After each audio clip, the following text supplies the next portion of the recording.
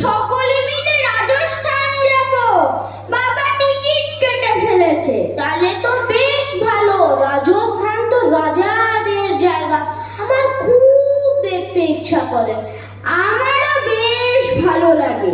তবে তার থেকেও ভালো লাগে বাড়ির সকলের সাথে কোথাও গিয়ে কিছুদিন আনন্দ করতে।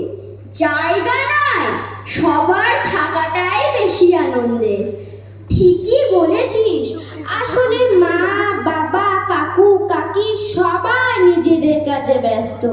তাই কোনো সুযোগে যখন একসঙ্গে শুধুমাত্র আমরা স্কুলের সময়টুকু একবার ম্যামদের সাথে পার্কে গিয়েছিলাম পিকনিক করার জন্য। আমাদের সবার মনে আছে। সেবার কত মজা করেছিলাম। অল্প সময়ের জন্য হলেও আমরা আনন্দ তো পেয়েছিলাম। তোর কথা ঠিক। তবে বাড়ির বড়রা মিলে যখন বেড়াতে যাবার প্রোগ্রাম করেছে, সেখানে তুই অবশ্যই আনন্দ পাবি। একদম দুঃখ করিস না। যখন যা পাবি সেটাকেই আনন্দ করে নিয়ে নিবি। আমার তো ইচ্ছে করে সব সময় ঠাম্মার কাছে বসে গল্প শুনি, কিন্তু পড়াশোনার জন্য সময় খুঁজে পাচ্ছি না। আমার ঠাম্মাও আমাকে রোজ গল্প বলে, জানিস? কি মজার ব্যাপার বলতো, আমাদের সবার পছন্দগুলো আলাদা, অথচ আমরা সবাই একে অপরের সঙ্গে কত আনন্দে থাকি।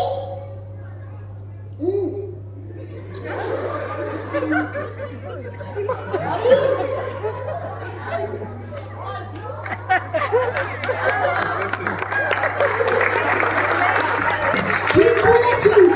এতেই আমাদের সকলের বন্ধুত্ব থাকবে। তাহলে আমরা ভুলে গেছে। আনন্দ নিব, আকাশও দেখবো, আর মডেলও বানাবো। তাহলে আমরা বাড়ির সকলের সাথে বেড়াতেও যাব, আবার স্কুলে পিকনিকও করবো। দুঃখ হয়ে গেছে।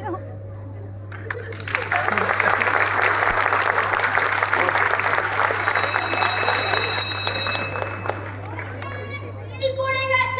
চল চল চল, হাত ধুতে চল। চল চল।